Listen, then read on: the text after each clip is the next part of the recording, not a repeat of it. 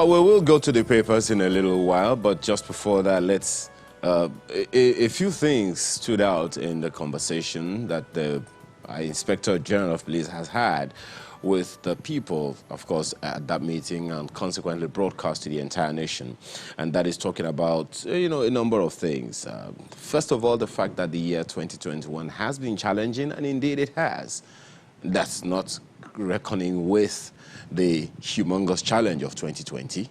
2021 has been quite challenging, he says, with the activities of bandits, secessionist elements, kidnapping syndicates, and other highly organized criminals and criminal activities. And he said the challenges were compounded by the NSAS violence of the preceding year, just mentioned that, which weakened the morale and operational base of the force. The morale, that's the part that I would like to talk about. Yes, we are comforted with the fact that the IGP says there's going to be some operational vehicles in 2022 to boost the police's performance, to tackle the challenge of insecurity, and recruit something in the region of 10,000 constables. That's how that conversation has also been on for a while. He's charging his men about professionalism and that. But in all of that conversation, I'm not particularly sure if I heard anything quite stimulating, quite encouraging, quite inspiring concerning the morale of the force, members, the people who work in the police force, the welfare of the people who work with the police. Well, on a number of occasions, the IGP has said that he's very well aware, he's on top of those issues, welfare issues of the police and all those things, and that's a given. However, the welfare of the police is not something that should be remonstrated in any way, manner, shape, or form. While we assign a lot of money, security votes, security apportioned funding for security and all of that, how significant is that for the welfare and the morale and the operational activities, conditions of service, operational environment of the men of the police force? Because unless we pay attention today, we'll just probably be winking in the dark. Well, it is good to know that the police is aware that the year 2022 is going to be a very challenging year because it is the year preceding the general elections in Nigeria in 2023. And so a number of, historically it's been documented by all kinds of security research, reports and all of that, that in the election year, usually there is some form, a lot more challenging security issues will come up. How is the police equipped? Not just about the hard infrastructure, but the soft infrastructure to ensure that the lives of Nigerians, the property of Nigerians are indeed protected. It's very, very important to pay attention to these things. Not just to know that they are there, but to be seen that indeed we know that something is there to look at, and we're actually doing everything we can. Because at the end of the day, elections don't win themselves. It's the people that will vote. And those people's votes should count. Before that election will happen, how about we pay attention to the lives of the people who will secure the lives of the people who will vote? Let's look at the papers now and begin with the Vanguard newspaper.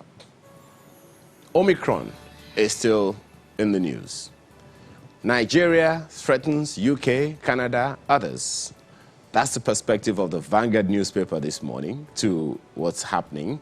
And a number of writers says remove us from red list or ... UK to lift travel bans, replace it with testing for the fully vaccinated. That's according to a report. As UK records first death from Omicron variant, NYSC members to show COVID-19 vaccination proof before camp registration. Don't bring Nigerians to our country, UAE tells foreign airlines. What does this mean? Page 7 of the Vanguard newspaper has more on this, and I hope we'll be able to segue into that part of conversation later on this morning. So please stick with us. And right above the nameplate, monthly petrol subsidy rises 684% in 10 months. Well, that story is on page 26 of the Vanguard newspaper. And under that one, Romani's family asks police to quiz blogger. Which blogger? Find the details on page 11 of the paper this morning. Under the picture you see there of Security Dialogue Retreat, which includes former President Olusegun Obasanjo, you find the story, DSS took my blood samples 21 times. Kanu cries out, seeks enforcement of fundamental rights. And you find all of that on page 7. You want to know why doctors are leaving Nigeria in droves? Professor Uja, NMA president, gives you more details on that on page 8 of the Vanguard newspaper this morning. A quick one on Mr. and Mrs. Mr. says, henceforth, do not stop my mother from doing anything she feels like doing in this house. Do I make myself clear? And Mrs. backing Mr. response. Let me make myself clear first. Mama insisted on cooking your meal. She was about to use engine oil when I stopped her. She became angry and said she has been using imported cooking oil before I was born. That's Mr. and Mrs. this morning. Sports on the back page. Raw was a disaster waiting to happen. That's according to Pinnick. Find the details on the back page. That's the Vanguard newspaper this morning. Good morning, Markwe. Good morning, Ayo. Well, thank God that Mrs. did not let Mr.'s mother poison him. But hey, what was engine oil doing in the kitchen in the very first instance? Let's take a look at The Guardian for you this morning. It has this: travel ban. Federal government puts retaliation on hold as row with UAE gets messier. Government, we're initiating diplomatic steps to resolve restrictions with UK, Canada, Saudi Arabia. UK to reduce travel restrictions, scrap red list this week. Consider impact of reciprocity actions on businesses, SMEs. Yusuf advises federal government. Fully vaccinated South African president tests positive for COVID-19 after visit to Abuja. The question is, hold on, it wasn't just Abuja he came to. He also went to a number of other West African countries, but that's what The Guardian is reporting this morning. Buhari sends get well message to Ramaphosa, urges Nigerians to get vaccinated. Britain reports first Omicron death. 496 Nigerians received booster shots. So all of the stories are all under the big story for The Guardian. Travel ban, federal government puts retaliation on hold as row with UAE gets messier. Well, you see the pictures of the main actors in that story. And you also see the big editorial on the front page of The Guardian this morning. No eye can miss this one. It's titled, Sign Electoral Act Amendment Bill Now, Mr. President. Excuse me. It's a few days now to the end, to the waiting time. Yes, the president has a number of days usually within which to sign a bill, after which it is either returned to the National Assembly. The National Assembly can decide if they want to, and they'd like to veto it. But he has the right to assent or refuse assent to a bill that has been sent to him within a certain period. And it's taken a while now. He's been seeking advice from INEC. INEC has promptly sent the advice to him. We don't know whether or not he'll take it, but The Guardian is urging that the president sign Electoral Act Amendment Bill now. Okay, so you have a number of other stories at the bottom, which I'll leave you to do yourself, but just right on the corner there, stop politicizing insecurity. Obasanjo, Salt and others warn leaders. And look at this, EFCC, NYSC, ban on vaccinated employees, core members. There's a page 3 read for you. There certainly will be implications for that. Let's leave it there for The Guardian newspapers. The Nigerian Tribune is still on COVID-19. UK records first Omicron death. EFCC bars unvaccinated staff. The story is on page 5. Only those vaccinated will serve from next year. That's according to the NYSC. 2-dose vaccines, not enough. That's according to a study. Incidentally, the Lagos State government has been talking about this for several months now, and it seemed like, wait a minute, what are we talking about here? And right above the nameplate, confusion over UAE's ban on passengers from Nigeria. And what's the response? We've initiated diplomatic steps for UK, others to reverse travel ban that's ascribed to the federal government. The fact then, the question remains, what about the concerns that these countries are, exactly why is Nigeria been placed on these lists, despite the fact that we don't have so many figures? I think that's another question one would be able to ask, hopefully. Find the details of this one in particular, though, on page 5 of the Nigerian Tribune. And under the nameplate, new finance bill. FG proposes 5-year jail term for non-remittance of tax, other revenues. Wow. We'll find that story on page 6. It's will be quite an interesting read. Under the picture, 6 years after Nigeria's violence against persons law, still struggling. 6 years after Nigeria's violence against persons law, still struggling for domestication in 17 states. Find the details on page 16 of the Nigerian Tribune this morning. On the back page, learned expressions with the Bolu Adegboro or SAN is about wanted urgently a biting judiciary. Is this a response to the Supreme Court saying that it can also bite, as well as the Chief Justice of Nigeria? Find the details on the back page of the Nigerian Tribune today. Well, look at what leadership has on the front page for you. Controversy trails Akonde's account of Oshibajo's emergence as VP. That story is on page 4 for you. Tinubu, Aregbesola, Amosun camps decline comments on power play intrigues. That usually happens sometimes after a book launch. I mean, the person, the lead character has only given his own account, and I think that people are free to write as many accounts of the same story as they remember it as possible. We'll see what happens with that, but that's what the leadership is reporting this morning. Controversy trails Akonde's account of Oshibajo's emergence as VP. You have a number of other stories at the bottom here.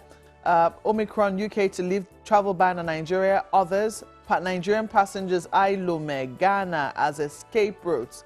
And just in case you're wondering what that pretty picture is, it's the picture of a completed road. It's a view of the Kano-Maiduguri section.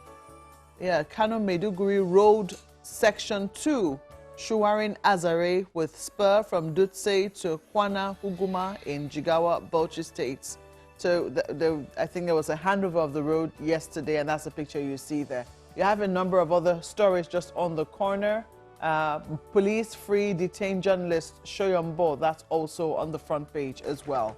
Let's leave it there for leadership newspapers. And flip to the Daily Trust newspaper that leads with this one. Nigerians to pay more taxes and tariffs.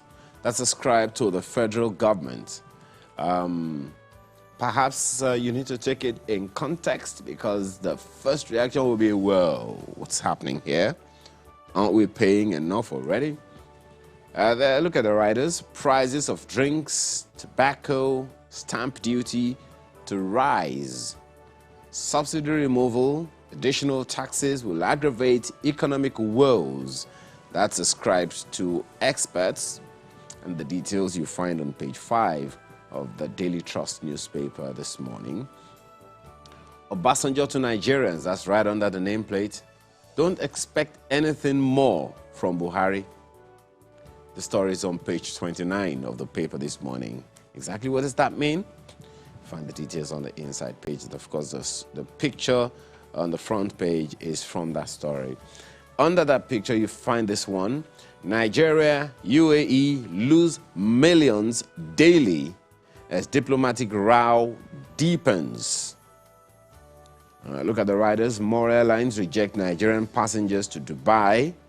Countries pushing for self-interest, says Din. And says Don, consultations ongoing. That's ascribed to Foreign Affairs Ministry. What's all this about, really? Find the details on page 4 of the Nigerian, the Daily Trust newspaper this morning. That's the Daily Trust today. Well, New Telegraph has this on their front page. State of the Nation, 2023 elections endangered.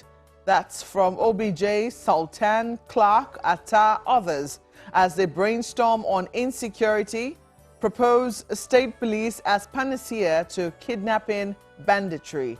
Ohaneze, ACF, Pandef, state positions. That's also on page 5 of the paper. You have this at the bottom here. Tension as Nigeria, UAE face off worsens. Arab nation bars airlines from flying Nigerians to Dubai, which is a new high, or a new low if you prefer. Emirates suspension. Excuse me.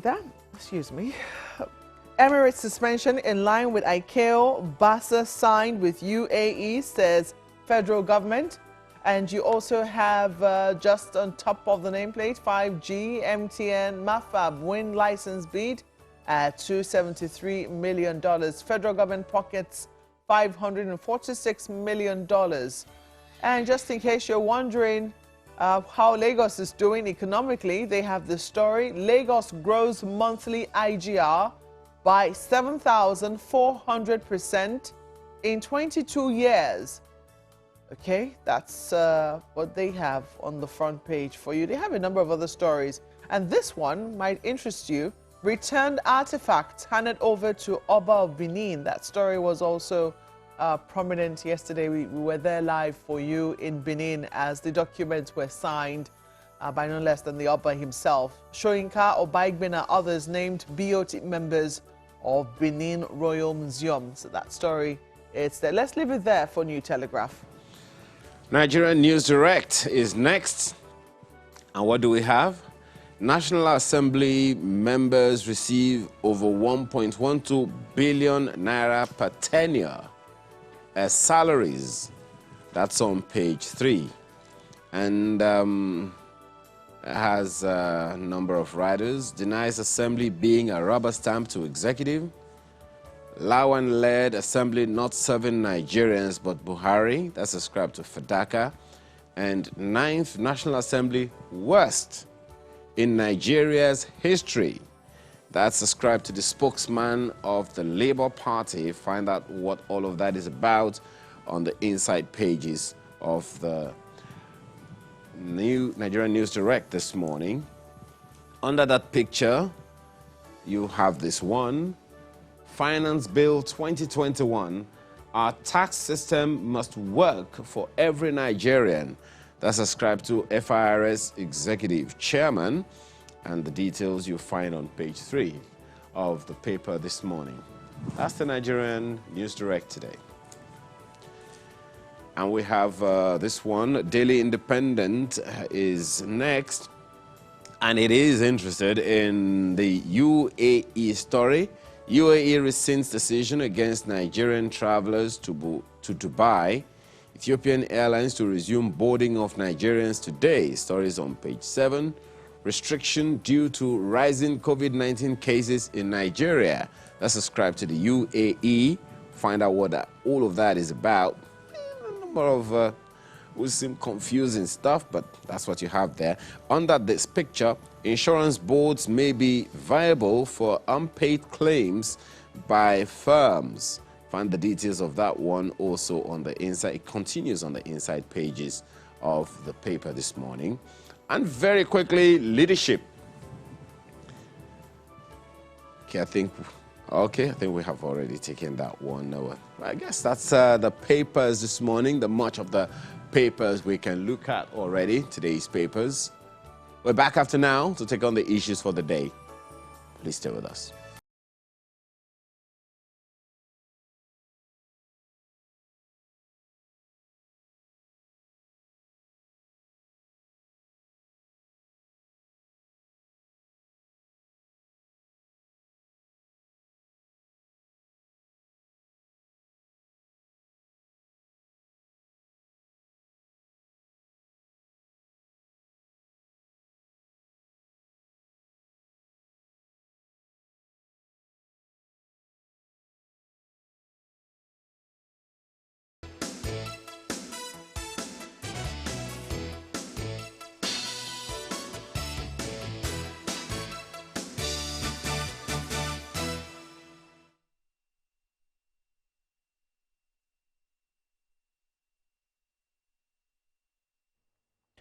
Well, that's what we're going to be talking about this morning. Some of the issues thrown up by the Senate President in the speech which he gave yesterday at the National Institute of Legislative, is it Studies now, I think? But the abbreviation is NILT. I have to get the right, make sure I'm getting the right the full name, the right acronym and the full name to you. But I'll do that in due course. This morning, we're going to be talking about the issues raised by the Senate President in his lecture there yesterday. And we have with us, joining us this morning, Dr. Ernest Erike, who is the coordinator, Yaga Africa Center for Legislative Engagement. You're welcome to Sunrise Daily this morning. Thank you very much. And we also have with us Mr. Ezenwawago, who is the chairman, Partners for Electoral Reform, and also convener of Say No Campaign Nigeria. You're welcome to Sunrise Daily this morning. Thank you. Good morning. Well, I'm sure that some of what the Senate President highlighted in his speech yesterday, at that lecture which NILS organized, I think that's supposed to be the think tank arm of the National Assembly, if I'm correct. You're not stranger to those issues. He said it before, but we've heard it before. National Assembly only takes a certain percentage of the budget, maybe less than 2%. They're underfunded. I don't know if a lot of Nigerians will agree with that, but that's what he said yesterday. And he also talked about why they have been trying to pass the budget. They hope to pass the budget, 2022 budget, before the end of the year, and they've kept it as a tradition. Generally, let me ask you, how would you rate the operations of the Ninth Assembly? I think it was also very big on not being one to be called a rubber stamp of the executive arm of government. Would you say that they have shown themselves an independent arm of government? Let me start with you, Dr. Erike. Okay, thank you very much.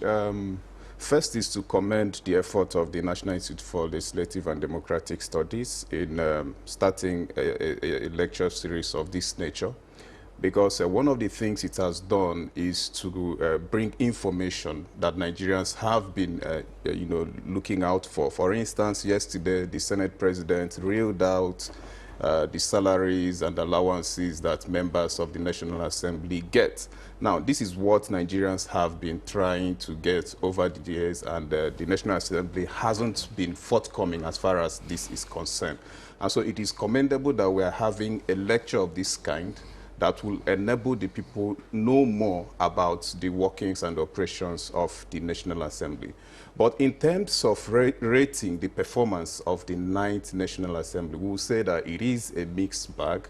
Mixed bag in the sense that if you look at the three cardinal functions of the legislature, that is the function of legislation, the function of representation and oversight, you can say the 9th Assembly has done well in the area of legislation, lawmaking, for instance, because if you look at some of the bills and acts that the National Assembly, has passed since 2019, some of them are legacy and high-impact legislations. For instance, you talk about the Petroleum Industries Act.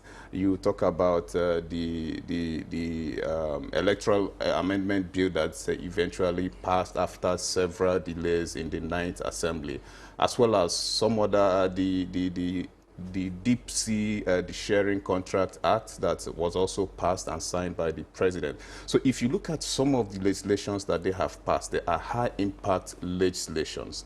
But then it is one thing to make laws, and that is why the Constitution and the laws give the legislature, wherever you find the legislature, the powers to ensure that the laws made by the legislature, which represents the interest of the people, are implemented for the benefit of the people.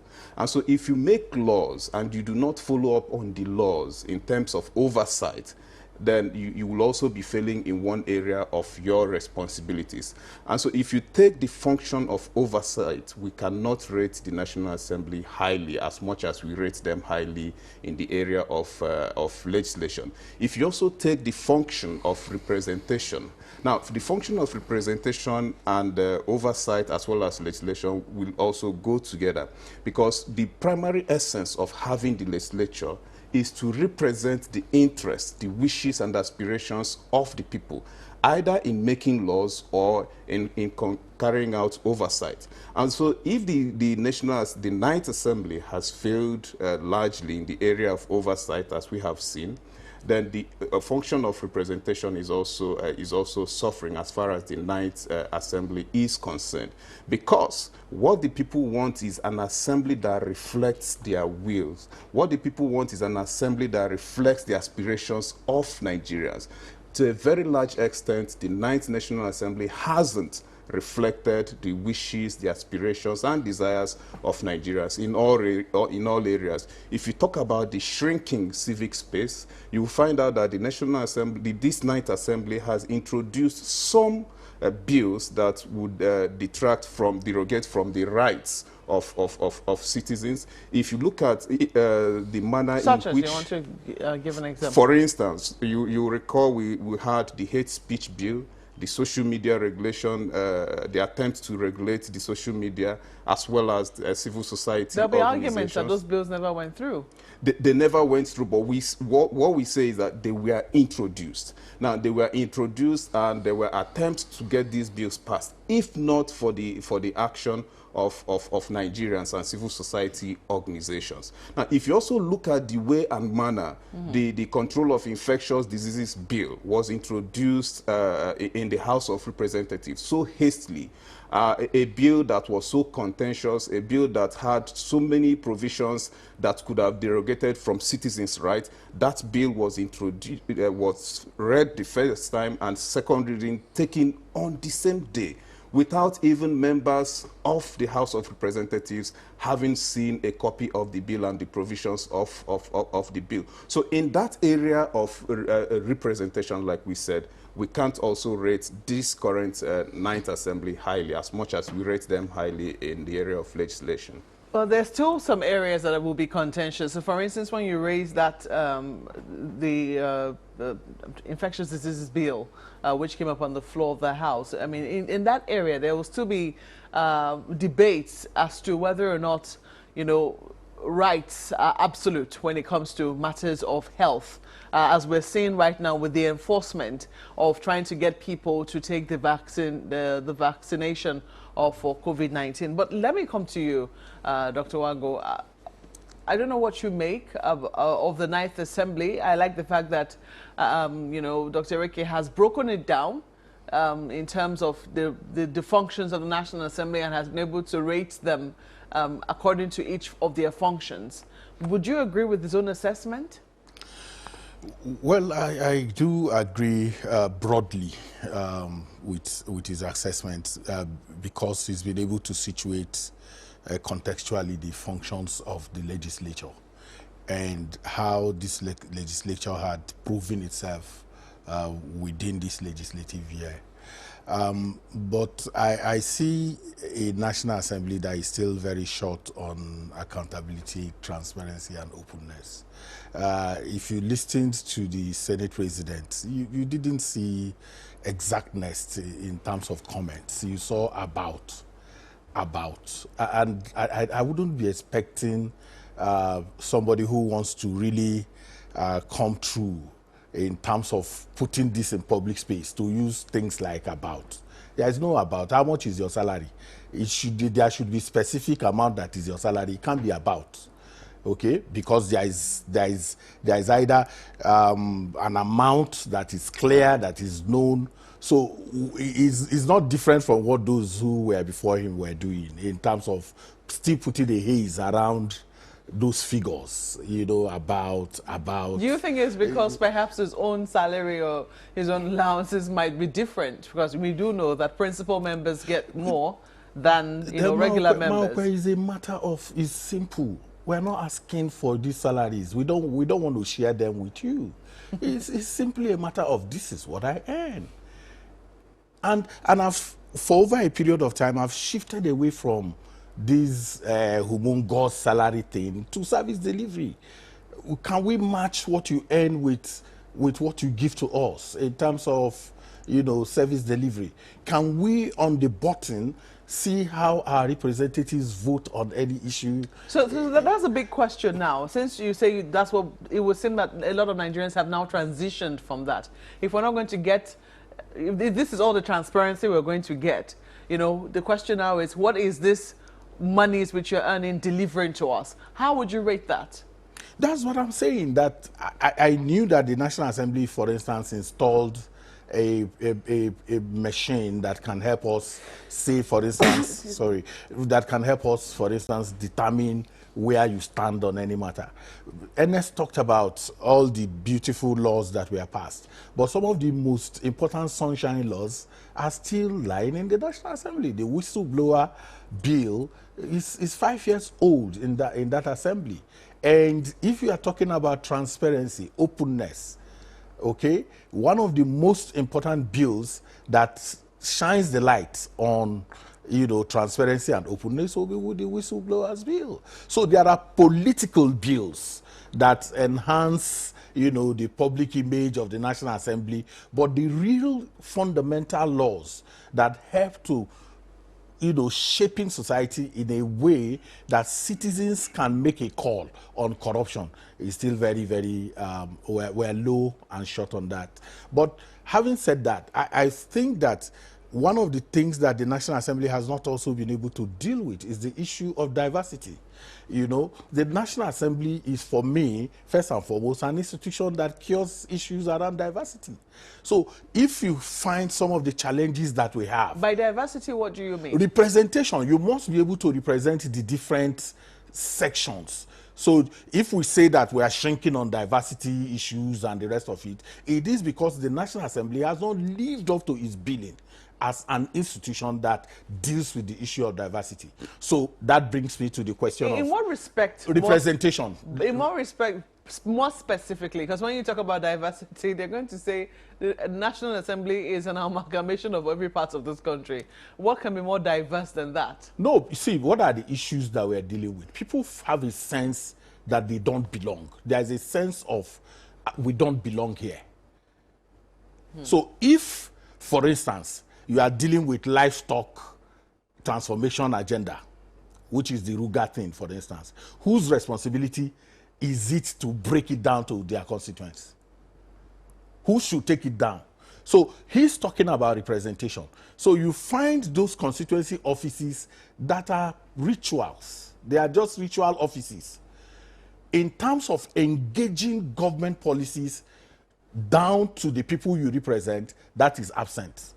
So would that be captured under diversity? Yes, it is. Because when you talk about diversity, I was thinking in terms of tribes and tongues. I was thinking in terms of women. I was thinking in terms of young people. I mean, but that sort of demographic. Yes, but even at that, what are the laws? There is, for instance, what do you call the gender bill?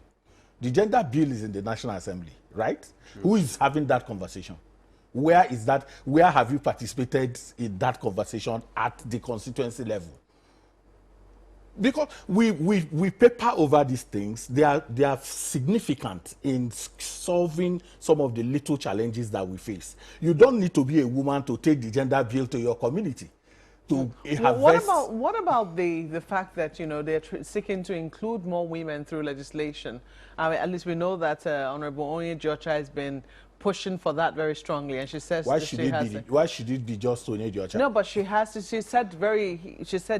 said everywhere that she has the support of the leadership of the House, and that as a result, all the members of the House have now signed up to that particular bill. What I'm talking about is that you represent people. There's a function of representation. What does that mean? What it means is that you don't talk for yourself. You talk for your people. So if the engagement is to take bikes, sewing machines,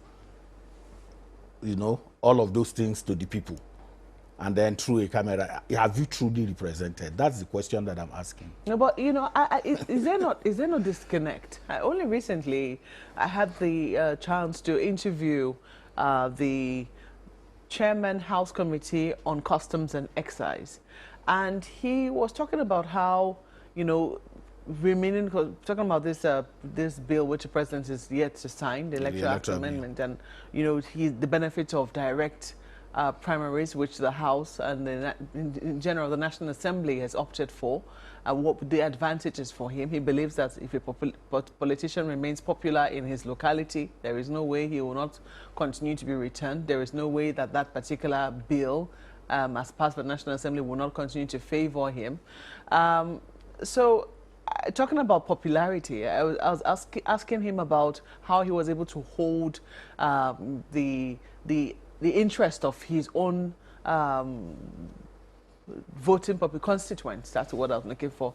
And he spoke to the fact that, you know, he does things for them, he pays their... Isn't that what the people want? Isn't that what the people consider representation? He didn't mention that, oh, I moved so many bills in the House, oh, I was able to get this legislation through.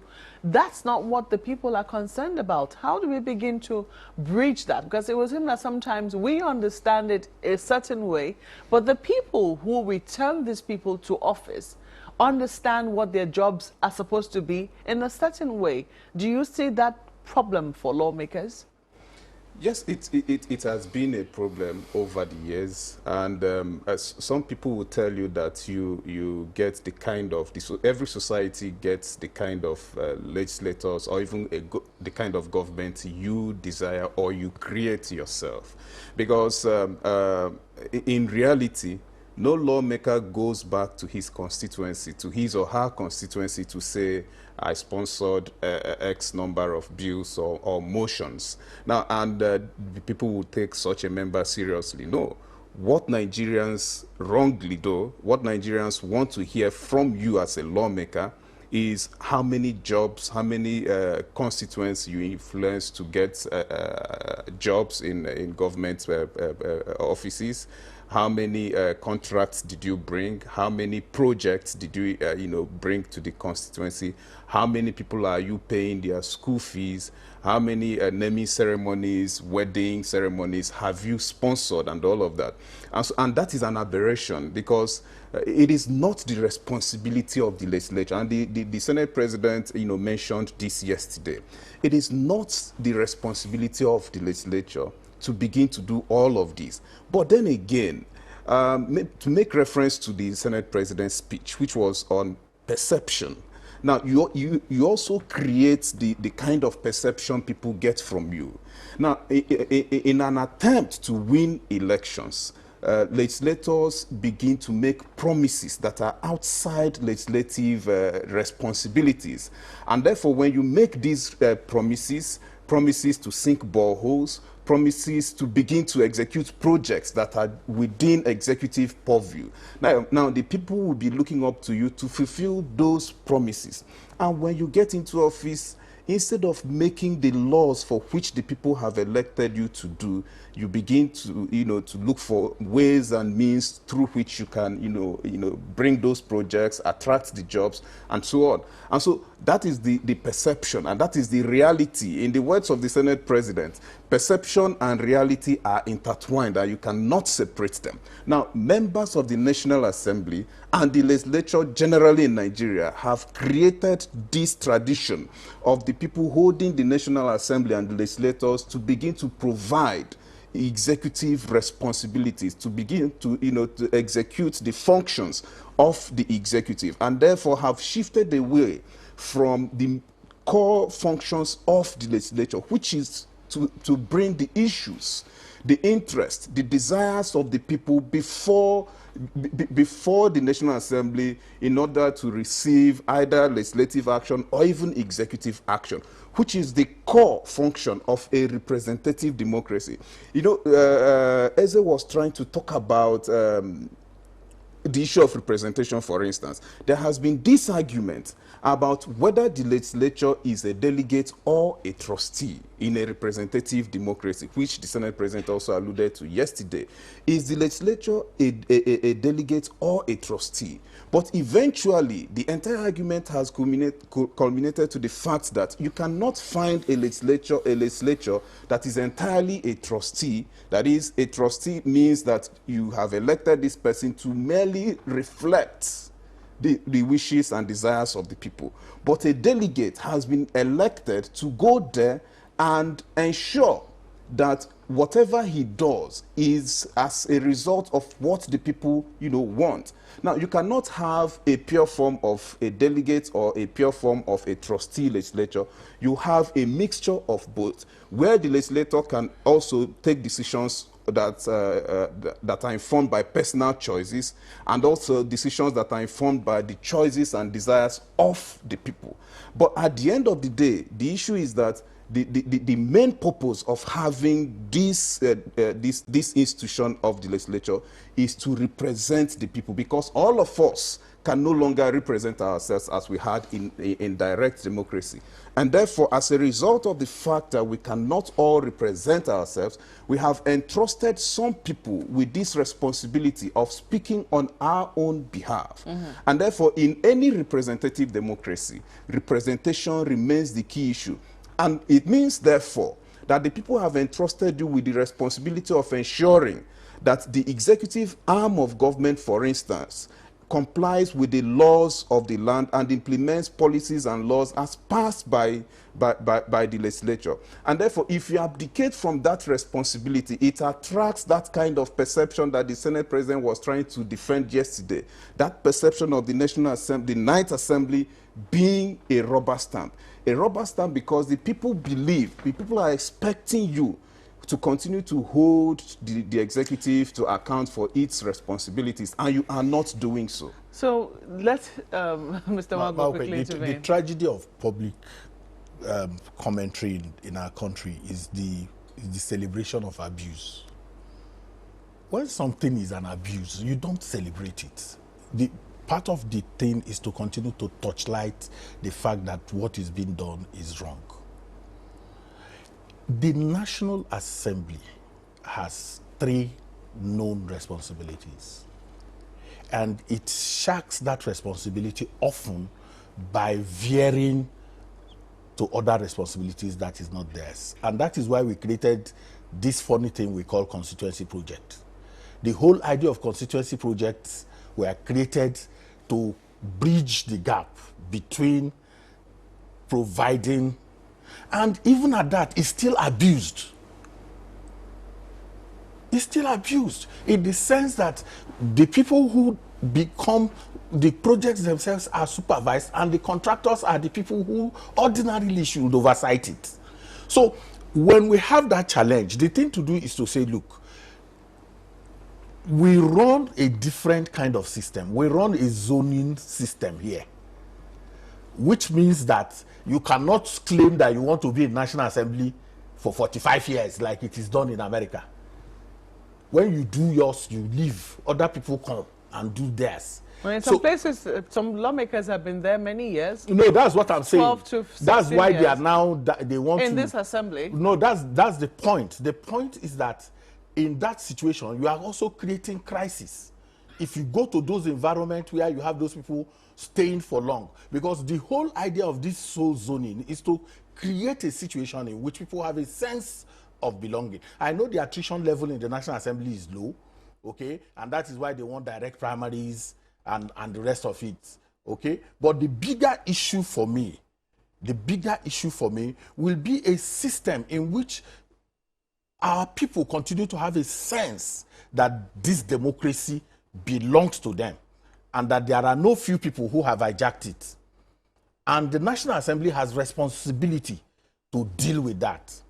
So that for me is the big question. But if lawmaking, I mean, if the core functions of the National Assembly are representation, legislation, and oversight, yes. And we know that these things only get better with years, I mean, with experience of the lawmakers, and they're supposed to, it's supposed to, we should see them return, so to speak, if the people are satisfied that they're truly doing what they're supposed to be doing there. Should we really be concerned as to whether or not so we know that it goes round from in NASS many analysis, from yeah? NASS analysis, we are short on representation, we are short on oversight, we have done more of empowerment, okay, so we have not really done the work of the National Assembly in the true sense of it. So those who stay do not necessarily stay because they have performed the core responsibility of the National Assembly in a way that they are constituents. Because what will be that the assessment? The assessment will be the number of bills that you have proposed, and incidentally, those who propose more bills don't return. So it is those who share, who do empowerment, that return. So in reality, the core function of the National Assemblies suffers because we have exalted empowerment above quality legislation. So the reverse for that, and that is why we don't have... Or is it that somehow, too, the lawmakers are finding ways around it? You give to Caesar what Caesar and come to National Assembly and do what you need to do. No, your survival cannot be the basis of representing the people, your personal survival. It has to be the quality of your representation.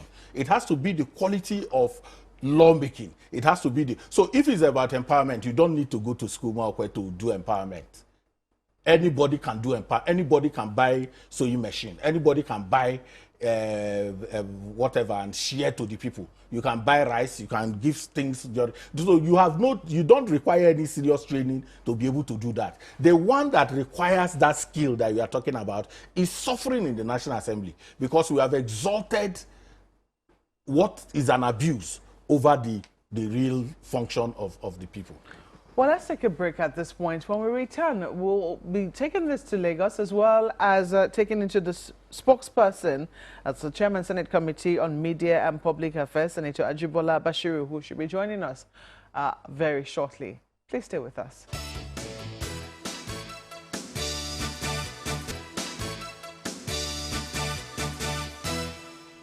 Well, thank you for staying with us. Still on this parliamentary lecture series of the National Assembly. Let me begin with you, Dr. Ireke. Now, it would seem like much of what the President of the Senate did in his lecture yesterday was to try to educate Nigerians about the functions, the primary purpose of the legislature and how they perform those functions. And if you look further down to his recommendations, some of the things you see is that he's talking about more enlightenment for the people about the functions of the legislature, that the media, the public should know more about what the legislature is about and how they do, what they do. Essentially, largely talking about education. But let me begin by even asking you, from what you have seen in your functions with IAGA, working with the legislature, do you see even also drawing from some of the responses that you've given when members of the National Assembly canvass for votes promising things that are outside of their remit, do you think that members of the legislature, when applying for their job of being a legislator, have full understanding of what their functions are? We'll come to the expectations of Nigerians. But do you think even they themselves understand the job they're applying for? Okay, thank you very much. To answer that question directly, so many of them do not understand what the responsibilities of the legislature or the legislator are.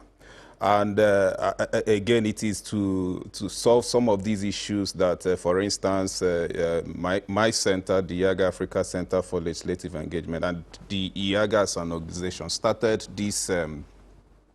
this thing called the convergence, where you bring particularly young candidates who are running for offices, and you begin to educate them on some of the responsibilities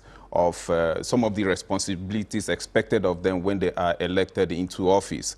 But generally in Nigeria, it is not only restricted to the legislature, but generally across political offices. Most people who come up and say they want to occupy certain positions of leadership in the country do not understand, the responsibilities and the demands of the office. And that is why, if you look at policies in the country, you continue to see that there is a disconnect between the perception outside the office and the reality in the office. That is why politicians make promises, promises that are not founded on any empirical information or studies. And therefore, they just make promises on political expediency because they want to occupy this particular political office without understanding what the responsibilities of this office, are, without understanding, the core functions of the office they are aspiring to occupy. And so it is not only restricted to the legislature across the country, but across all political offices and positions. Politicians make comments, they make promises that are, far away from the responsibilities of the offices they intend to occupy. And so I can say yes, most times when they run for offices, these legislators do not understand, the responsibilities and demands of that office. But again, is to say that the society encourages all of this. Like I said, my center works closely with these lawmakers. We have supported some of them to conduct town hall engagements in their constituencies. Well, and you only need to go to these constituencies to find out that. My apologies. When you say that Nigerians encourage those things, I'm just wondering how. But we'll come to that because, as Malkwe promised earlier, Senator Ajibola Bashiru has since joined the conversation. He is chairman, Senate Committee on Media and Public Affairs, and he joins us virtually. Thanks for joining us this morning, Senator. Well, perhaps you want to give us a quick background before we go into the nitty-gritty about the expectations of the National Assembly for setting up this parliamentarian lecture series. What's the objective and what are the things Nigerians should expect? I don't know about what you call parliamentarian series. I don't know where the question is coming from. Well, it's about the lecture series that the president of the Senate gave yesterday. So I think it's not about a parliamentary lecture series. It's a program of an arm of the National Assembly, which is the Institute of Legislative Developmental Studies. It has nothing to do with the work of legislators. And if I may quickly respond to what I had the gentleman that just spoke, talking about legislators not knowing what they are doing before they were elected. I think that is rather very unfortunate, and it has no basis in empirism. As a legislator elected from Osun Central Senatorial District, I have my background in law. I have a PhD in law. I was a former Attorney General. I was a Commissioner for Special Duties before I got elected. So how can you just wake up and say legislators don't know? At the National Assembly, we have people who have been professors, who have been academicians, who have been administrators, top civil servants. Our Senate leader retired as a permanent secretary in the federal establishment. I think it is rather paternalistic and I'm very patronizing to be listening such a question. I don't have any problem with people going to international organizations to go and raise money to say they want to do support for activities for democracy in Nigeria. But it's rather unfortunate for anybody to just say legislators come up with a realistic manifesto and that they get to power in system. It's not all go well for what we have done. As far as National Assembly is concerned, what we have done here has shown that we have a clear legislative agenda. We promise we are going to put an end to the semi-intractable problem of lack of passage of Petroleum Industrial Act. We have been able to do so.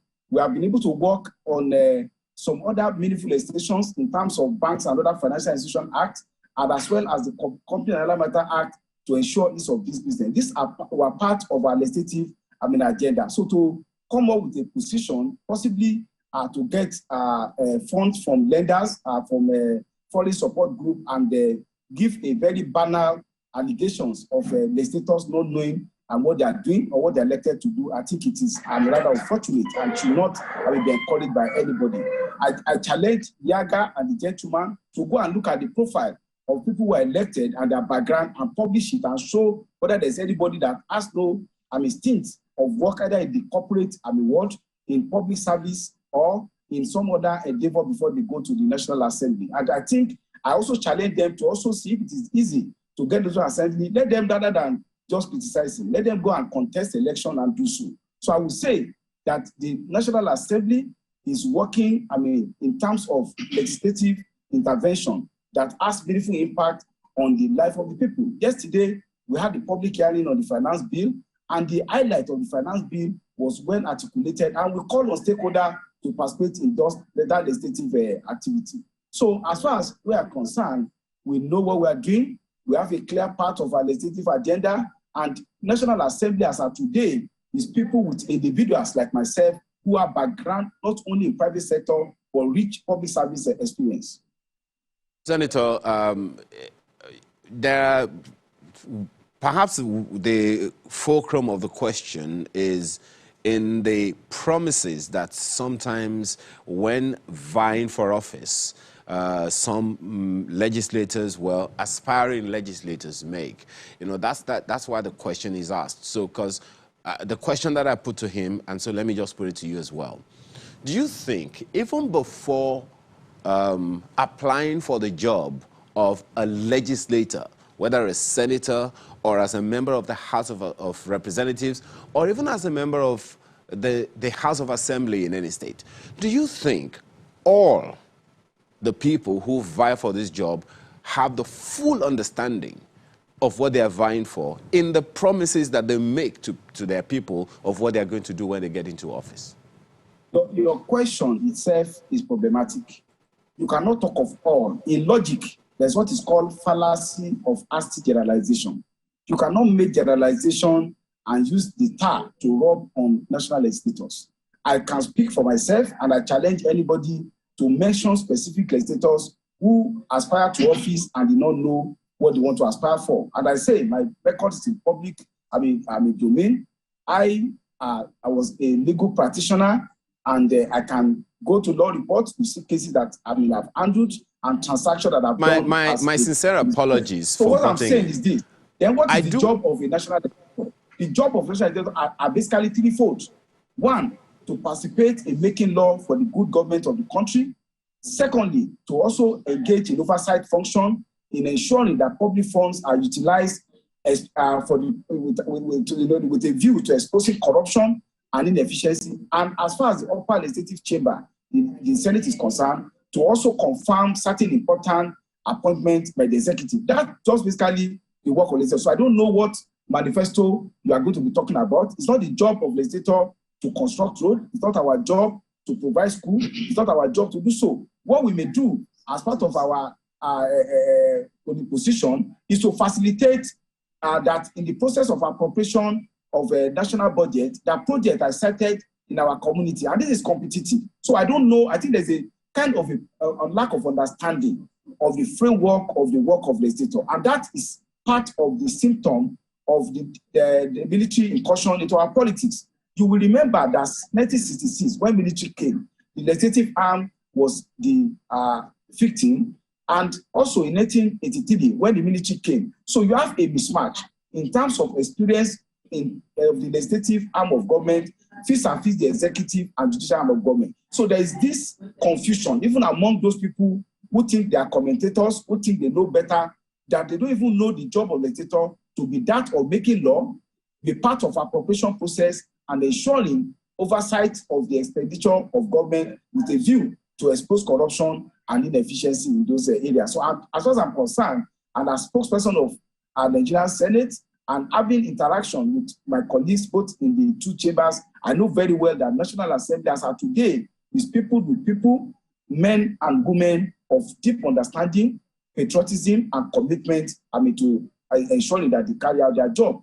Of course, it's easy for people to just make allegations against politicians. If you think you can do better, Plato has said the best endeavor is to engage in public service. Also, put yourself, throw in the gauntlet and contest, and then you can do better for your country, but not just by trying to make a general banalistic allegations that's not founded on fact against the institution of National Assembly. Senator, does the National Assembly have a self-auditing system that, in a way, tries to check on the activities, how well a legislator is performing while in office? Is there such a system that validates the performance or the effectiveness or efficiency of every legislator? I think your question itself is coming from a fallacy, which is fallacy of an assumption that it is true what you think as auditing process, that the work of legislative process will be measured. And I said this, I said at the onset of the 9th Assembly, the two chambers, separately and conjunctively, will come up with an agenda that we call a legislative assembly that work for Nigerians. That is in the public domain. So there is also a public auditing system that you journalists and other stakeholders can pick those documents and assess to what extent have we remained committed and we are performing in line with those set agenda. Then the act of making law is not an individual act. As a legislator, the fact that you initiated the legislation does not mean you will get the blessing of the majority of the member of the National Assembly.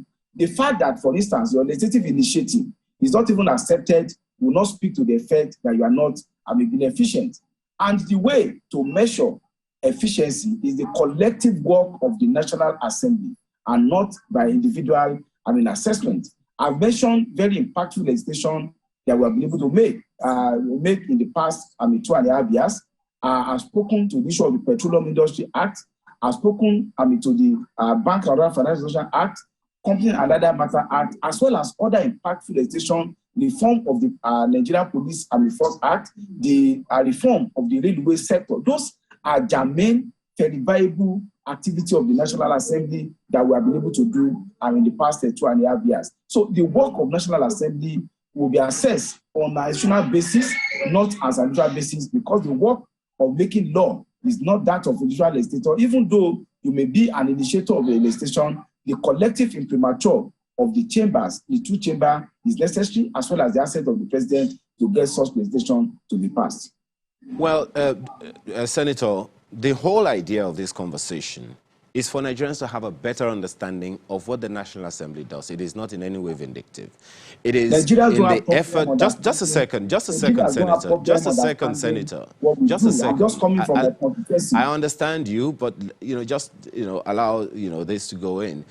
Is for people to have an understanding, a better understanding, in order to deepen the process. That's what this whole thing is about. Now, there are those, of course, who have considered and consistently consider the National Assembly a rubber stamp of the executive. Of course, that has been debunked several times by the National Assembly, the President of the Senate, the Speaker of the House of Representatives, and that fact doesn't seem to be going away. Consequently, all these questions that are coming up. Now, in terms of how getting a better understanding, more understanding of the activities of the National Assembly has been advocated by the President of the Senate. What are your expectations? What are the things that you expect the people to understand, and how are you, being the one in charge of the media and publicity affairs of the National Assembly, or the Senate in particular? I want to first address a question. When you talk about rubber stamp, if making law for the progress of the country is meant to be rubber stamp, yes, we agree that we are rubber stamp National Assembly. But the truth is that I've mentioned impactful legislations that we have made. We have also speak to the reversal of the staccato nature of the budget cycle, by which you now have a predictable budget cycle of January to December. I've spoken to legislation we have made. And in the media, there are instances when executive had made certain requests that we have rejected. But if the idea of seeing National Assembly as an opposition parliament, it is what some people expected, we are happy to disappoint such people. Our job are clearly cut out for us by the Constitution. Section 4, that we should make law for the good government of the country. Lawmaking is through different fold, either private member bill or executive bill. If executive has initiated a bill that we consider beneficial to the people of the country, are we to reject such legislation because some people will say it's from the executive? Then are you also should be able to know that the National Assembly today is a bipartisan legislative assembly, whereby we have members both from the APC, the ruling party, and the PDP. Our decisions are taken not on the basis of partisan consideration, but on the basis of the general interest of the country. For those that sees National Assembly as a fighting organization, I think we are happy to disappoint them. We are a conglomerate of Nigerians elected to represent the Nigerian people for the purpose of lawmaking for the good government of the country, and from the plethora of laws that have been regulated in this program and many other laws that is still in the pipeline, like the Revolutionary Electoral Bill, as well as the finance bill that is also being considered, I would say that we are happy to raise our head very tall, particularly the National Assembly, to be a national assembly that work for the good government of the country. Well, Senator, just one last one. Should the president refuse to sign the Electoral Act Amendment Bill within the time stipulated, what's the thinking of the National Assembly? Is there going to be an override? You see, the question about thinking of National Assembly, you're asking me to predict the thinking of 109 senators and 360 House of Representative members. I don't have power of clairvoyance to be able to predict what will be the attitude of this elected representative of the Nigerian But we know people. what the we know what the Constitution says about that one, Senator. It's also good. The fact that Constitution says something does not mean this is a political process. It's not about Constitution. So you ask me about the thinking of 360 House of Rep member and 109 member. I will tell you that my psychological knowledge and understanding and my prophetic calling has not reached to that level of knowing what they are thinking and it will be. When the president takes his decision, we will take whatever action the generality and majority of National Assembly think. I think it is too early to begin, to seek to put us on a war path with Mr. President, and we will resist such urge. We will take decision we think in the best interest of the country, irrespective of attitude that the president or the executive takes to the electoral bill. Well, Senator, we have to thank you very much for this, for being a part of our conversation this morning. Senator Ajibola Bashiru is Chairman, Senate Committee on Media and Public Affairs, and he has joined us for this conversation. Very quickly, Dr. Ereke, you want to have a quick response to some of the issues that have been raised, especially the one of course, you remember, he responded to you. Yes, definitely, because the senator is a very close friend of Yaga Africa, and so we've worked with him very closely. And I want to believe that because he joined us late, he did not get the background of our conversation. And therefore, he misunderstood the point we were making about Nigerian politicians running for offices without understanding first, the responsibilities attached to those offices. And we said that it is not restricted to just those who run for legislative positions, but all elected positions across the country. And we have said also that it is as a result of this that, people get into office and for a long time they're unable, to find their footing as a result of the fact that they had a poor understanding of what the office, requires. And so we were not making that point to denigrate, the kind of people we have in the National Assembly, including Senator Ajibola, that we have worked with closely.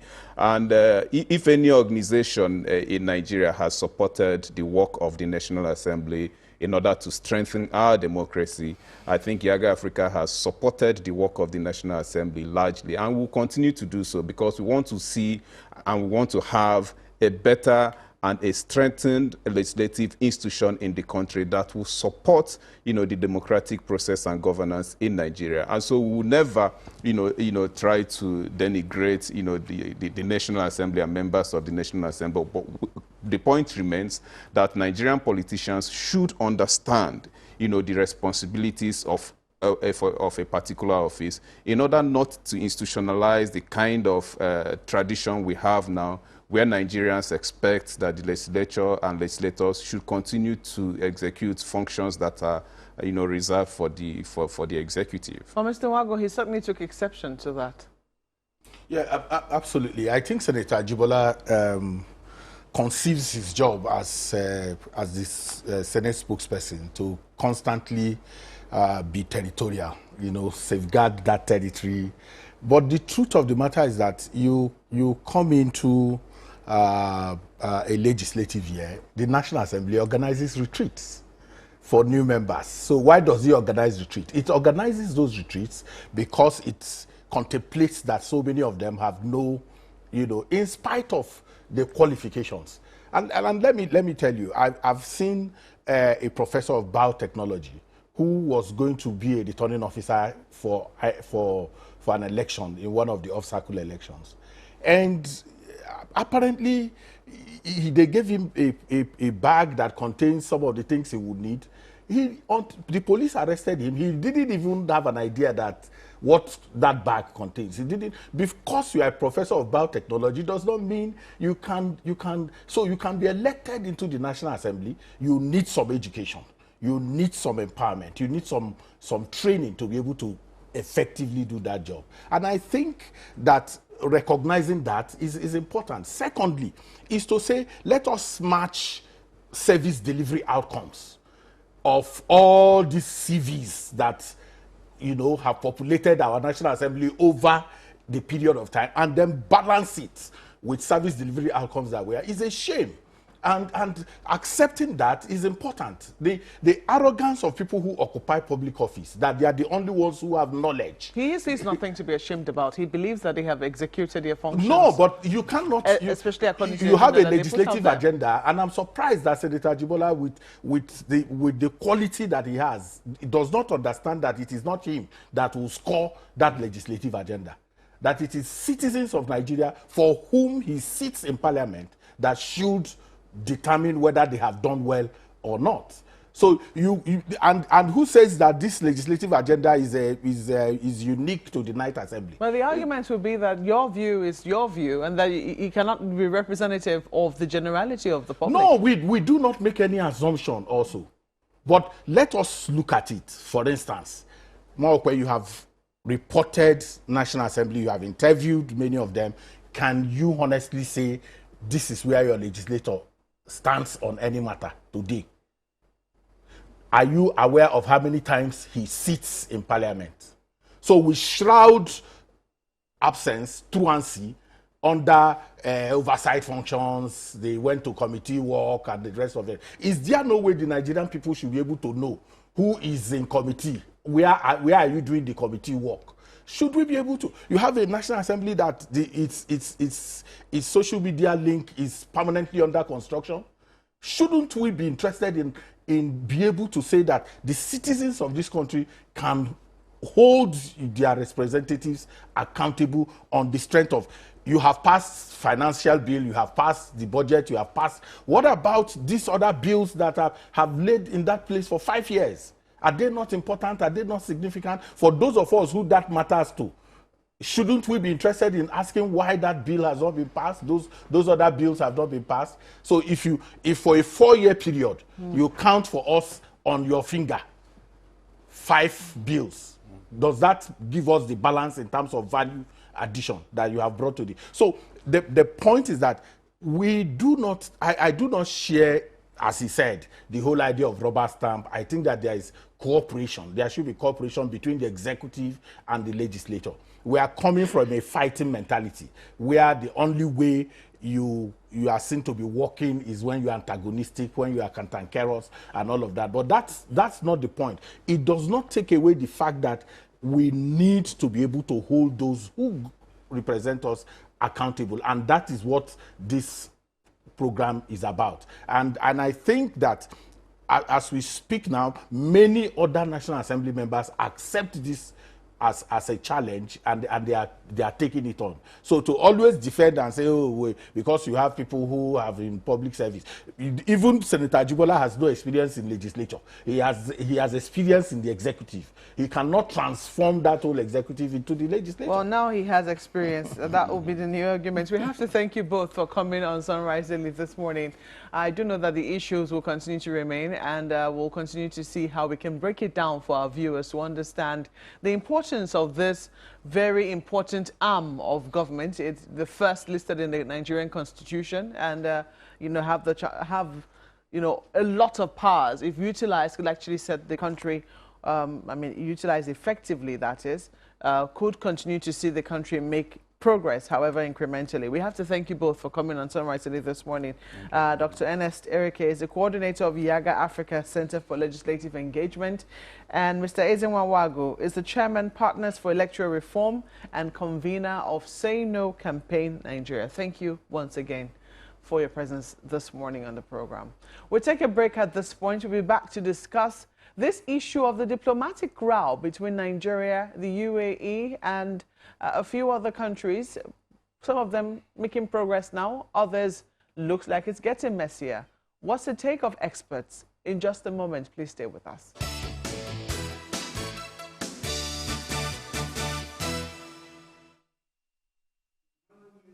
Since the emergence of the Omicron COVID-19 variant, Nigeria has had countries like the United Kingdom, Canada, and Saudi Arabia slam shut its travel doors against citizens, an action that has elicited mixed reactions. The Presidential Steering Committee is now instituting diplomatic action that it hopes will induce the right responses from these countries, stating further actions if not. Based on existing relationships, Nigeria has initiated diplomatic steps to make these countries reverse their course. This is ongoing in the interest of all parties concerned, and we expect that positive results would emerge within the next 1 week. The PSC also evaluated the developments on the relationship between Nigeria and the UAE, and we are pleased to inform you that the position of the federal government is in line with the established ICAO protocols and the spirit of the bilateral air services agreement signed with the UAE. We strongly believe that they will respond and delist Nigeria. If not, it doesn't make any sense for us to continue to put our citizens to risk. We will take the necessary steps to protect our citizens. Again, the aviation minister makes it clear that his office is yet to receive a purported letter currently circulating on the social media stating a travel restriction update from the UAE suspending the acceptance of passengers to the UAE. The social media letter that was written by them was released is yet to be on my desk as at 4 p.m. today. I've been in my office until now. I have not received it. And I cannot receive a letter direct from them. It ought to come through diplomatic channels. Vaccines will be destroyed in line with environmental protocols, according to the executive director of the National Primary Healthcare Development Agency, Dr. Faisal Shuaib. We are working with NAFDAC to schedule a date for when this destruction will take place. There are protocols that NAFDAC and the Abuja Environmental Protection Agency will have to go through. Once all of those are aligned, we will communicate to the general populace and particularly to the media. The PSC maintains that so far, the death toll from the COVID-19 vaccine has been below 3,000 as the committee works to disseminate millions of vaccines to as many communities as possible. Gloria Umezuke, Channels Television News.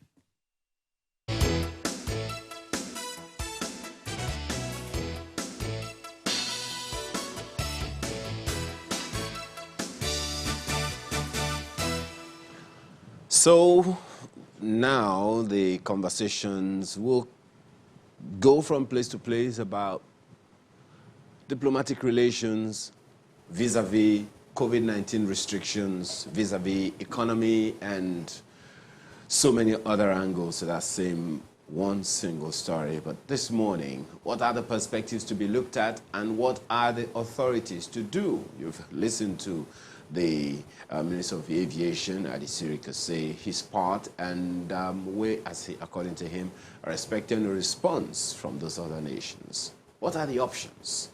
Well, this morning, Sunday Audu joins us. He's Associate Professor, Department of Political Science and Public Administration of the Babcock University. He holds a PhD in Political Science with specialization in peace and conflict and international relations. Thanks for joining us this morning. Thank you very much. Also joining us is someone who knows about his space very well, and that is Captain Adusinusi. He is an aviation expert now and has run the affairs of quite a number of airlines. Thanks for joining us this morning, Captain. Maybe I should start with you. First of all, your thoughts on this ongoing conversations, let me just put it at that, between Nigeria and the UAE and a number of other countries that have said, Nigerians, hold your own for now. Okay, thank you very much for having me. There are two aspects to this. There is the aspects of the COVID-19, which caused some countries to actually say Nigerians shouldn't come to their country. And there is another aspect, which is the aspect of the bilateral air service agreement, which doesn't allow our airplanes or our airlines to go into the country. But all this is purely diplomatic issues that needs to be resolved through diplomatic channels. Even the bilateral air service agreement, the only part of aviation is the execution of the agreement that has been signed between two countries, two sovereign countries. So the whole challenge or the whole problems that is being faced is I think it's something that needs to be channeled through the diplomatic route to make sure that the countries that are either violating the bilateral air service agreement or not respecting it, diplomatically we need to bring them back to the table and let them understand that Nigeria will not accept any kind of violation of an agreement signed by two countries. Now, there are so many aspects to bilateral air service agreement. The first is the frequencies. Second is the freedom rights, which means that you can come into my country and carry passengers, or you can come into my country and drop passengers, or you can fly over my country. These freedoms go all the way to fifth freedom rights. But then there's another aspect to the bilateral agreement, which is when you come into my country, which airports are on. And that's where the countries use that as a last bargaining tool to protect their own industry and to protect their own trade and commerce. And if not do the same, we will just be a country that will be always saying they are not respecting the BASA agreement. But in actual fact, they will say that you can come to our country, but you cannot land in airport A or B. And now we as a country, we have to understand that and then strategically either agree in the BASA agreement, or we too, when we come back to our country, we dictate the number of airports, the kind of airports they will land in. Do you think that BASA agreement and a number of other, agreements factored in such situations as a pandemic as we have on our hands now?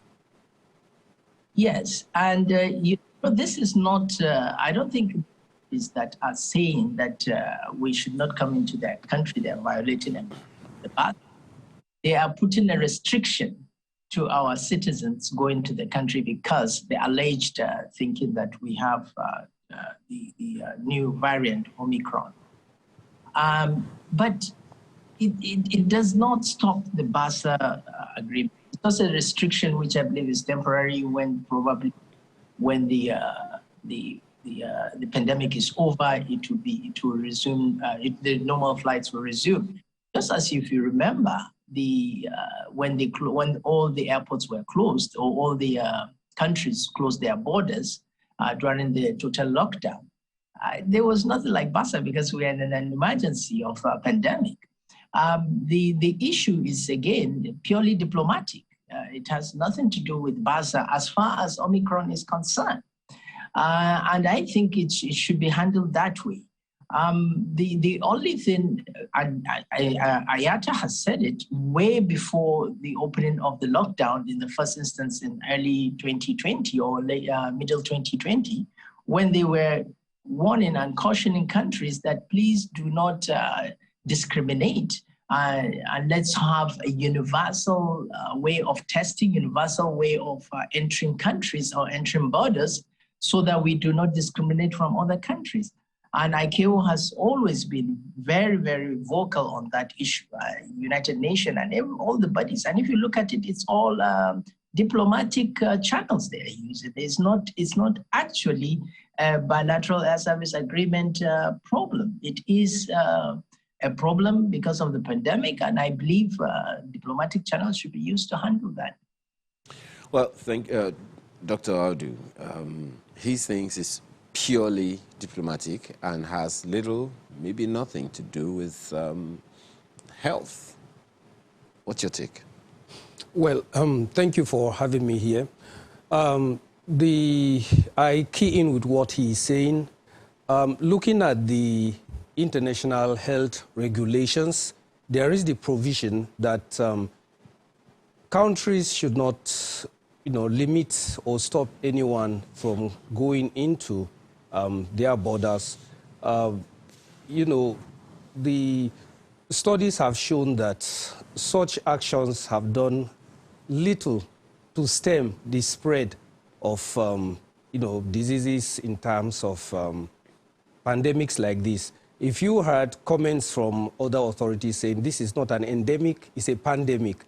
So if it was restricted to a particular country, say when Ebola came, one can pinpoint and say it's from the Democratic Republic of Congo or other countries that are known to harbor such infections. But this is a pandemic, and studies have shown that closing the borders or banning people or red listing them, that has done little to stop the spread. So I see it not as a health issue. I commend the steps taken by the federal government via the pronouncement of the minister, Senator Hadi Sirika, to take it diplomatically. In cases and situations like this, it's better to judge than to war.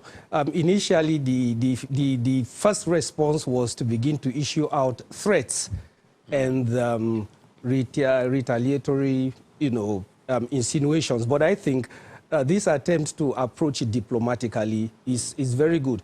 Maybe later I will mention some data, some statistics to see. But look at it. The recent ban by the UK was based on about three things. One, that the country, that is Nigeria, is seen to have the prevalence of the Omicron variant. I don't know the facts used or the data used for that.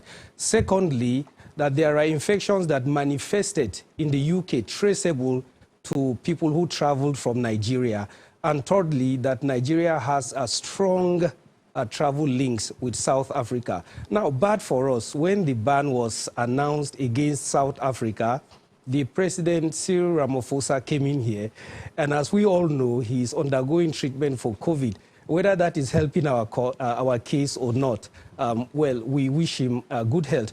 But the entire South African region, the countries there, 10 of them were red listed, and Nigeria recently got added. I must say this is not the first time such a step has been taken, but studies have shown that that has done little to stop the spread. If you look at countries that have shut their borders, New Zealand, Australia, I think for about 18 months, yet, that did not stop it. So I don't see that as strictly a health step taken, rather it's a diplomatic one. If the UK has an axe to grind with South Africa and Nigeria is roped into it, well, that will be sorted out diplomatically. But by the provisions of the international health regulations, what the UK, the UAE, Argentina, Canada, and other countries are doing is not right. Although we need to balance that with the concept of consent and reciprocity. Nigeria is trying to retaliate.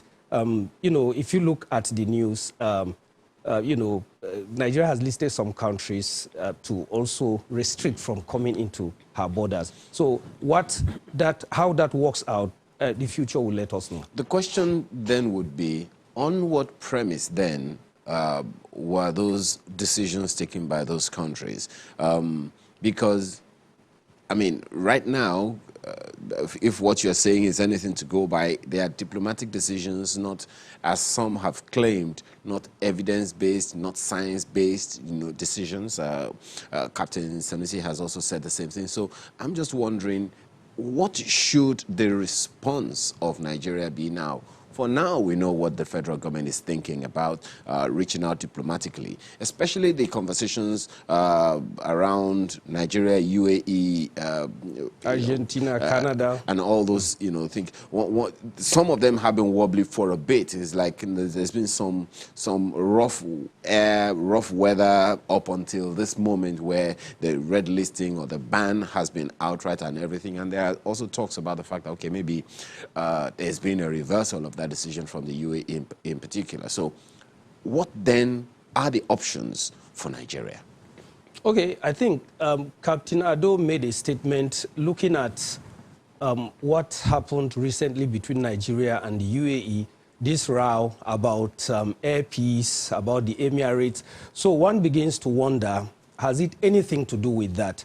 More so that the UAE is not just banning flights directly from Nigeria, but any other airline taking a Nigerian citizen into their country. I think if I get those points very clearly, the option left for Nigeria is actually diplomatic in nature, because look at the basis, the premise upon which the ban or the red listing was, carried out.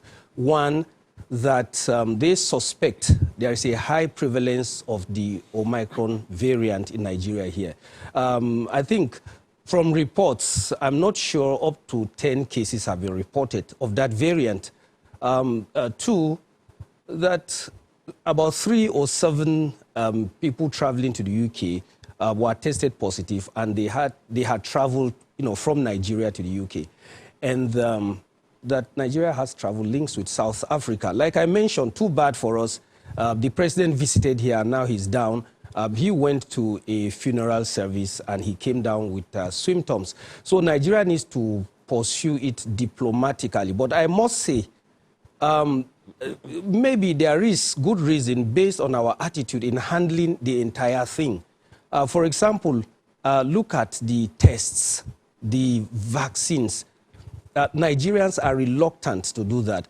Could it be the government has not worked enough, mobilized enough, sensitized enough the citizens to go for the vaccines? There are all sorts of sentiments and emotions attached to this vaccination issue. People have attached religious, spiritual, prophetic insinuations. People have brought health issues. You do it, you get paralyzed. Remember the polio debate and the drama up north. And so it's an attitudinal thing. Maybe the government has not really done enough. That should be the place to begin. If the international community sees the government serious enough in pushing, promoting this vaccine matter, encouraging citizens to go take the jab, probably that will convince the international community that we are serious about it. Now, some figures here, for example, according to the latest numbers from the World Health Organization dashboard, you check that out. As of this morning, 2 people out of 100 have been vaccinated fully in Nigeria, 2. Our next door neighbors, Benin, 8 people out of 100 have been vaccinated fully. Togo, 10 people out of 100 have been vaccinated fully. Ghana, 6 people out of 100. Kenya, 6 people out of 100. Libya is at war. They have done more than 10 people per 100 members of the population. Now, South Africa, that has brought this upon us, they will permit me, if they hear this, they have done 24 out of 100. And the UK, we are threatening, UK has done 64 over 100. UAE has done more than that. So, these figures I mentioned, there are other bad ones anyway, but you should not compare yourself with those you are doing better than. You should compare yourself with those who are doing better than you. Looking at our immediate neighbors, their figures are encouraging. We have done only 2 out of 100. What would the government do? So let's begin in-house, then we can project what we have done, because those facts and statistics are there for the world to see. So looking at the WHO dashboard, could it be the UK is considering that in taking this very decision? Okay. Well, while the UK, might be having we do not know. There have been conflicting stories. One says oh, it's not going to force them to, the Nigerian threat is not going to force them to rescind it. But from what we're seeing of the minister's comment, it looks like we could be getting, you know, off the red list sometime soon. But what is unprecedented, however, is the reaction of the UAE. This is for Captain Ado Sanusi. I'm wondering, we didn't see this particular reaction of the UAE coming, and we have to ask, how have our own, even though Nigeria doesn't have a national carrier, would you say that Nigerian airlines who are attempting to go to Dubai, you know, to also try to make something out of that route, which could be lucrative, have been given a fair chance by the UAE? Yeah, you know, as I said, the bilateral air service agreement allows airlines, multiple airlines, to go into any country as per the agreement. Like in the United States and Nigeria, we have open sky. That means unlimited number of frequencies, unlimited number of airlines as far as they pass the regulatory hurdles that will be given by each sovereign country. So for UAE and Nigeria, I believe maybe we missed the point when we went for the BASA agreement, where we supposed to define the airports and the airlines that will be flying into the country. I'm talking from experience. I mean, when we were fighting in Arik, when I was the DFO there fighting to get slots into Heathrow, it was the same problem. They would give you a frequency. They would say you have 21 frequency into the UK, but you are on your own to go and discuss slot allocation at the airports. Now, the airport system outside in developed countries where the airport capacities are usually above 90%, they institute what they call slot allocation. It means they will allocate slots, and if they don't have enough slots based on the capacity of the airport, air traffic control, ground control, and the rest of the things, even passenger and baggage control, and the rest of, they will look at it, and if they cannot manage, let's say 100 or 200 or 300, whatever the number is, flights per day, then you are out. They will tell you that, look, we can't accept you in this, take another airport. Now, unfortunately, we don't have slot allocation committee in Nigeria. We don't have at Murtala Mohammed Airport or Nnamdi Azikiwe Airport in in Abuja. We don't have those slot allocation committee, or in Port Harcourt or Kano, the international airports, because they are not utilized to that capacity. Now, if Airpeace goes to UAE and says, look, based on BASA, I have 21 frequency, of course, they will say yes, but what are the airports that you'll be landing? We allow you to come into UAE. We don't have a problem, 21 times. The same thing, we are going into your country. But go and negotiate with the airports authority in Dubai World, in Sharjah, in other airports, in Abu Dhabi, any other airports that are in the UAE. And so if we as a country know that this is our own deficiencies and this is our own shortcomings, so when we go for the BASA agreement, I believe we should put that into consideration. And I think that the BASA agreement should also be diplomatic in nature, because diplomats are trained to negotiate all those kinds of subjects, and then they should carry along the aviation sector, which will be the implementer of the agreement. And then they will ask, of course, what are the technical questions and what are the hidden things that might come up, like the slot allocation. This slot allocation is not the first time. I mean, we fought in Heathrow for slot allocation. We couldn't get them when I was in Arik out of Abuja, because the developed countries are protecting their airlines, they are protecting their carriers. And we cannot do reciprocity in this case because we are at a disadvantaged position. If you want to do reciprocity position in this, the Nigerian public will suffer more. If we now do it diplomatically, and of course, talking from hindsight, and see that by the time we go to these negotiations, we put our best diplomats and we put the best aviation experts to ensure that we cover our shortcomings in our country. I think it will go a long way.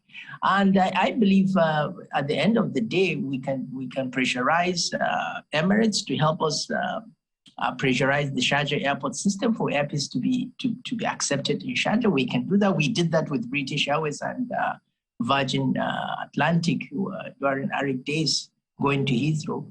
And they actually assisted us to get the 7 slots we got were in Heathrow, which was even more difficult than Sharjah. And of course they couldn't give us more than 7, and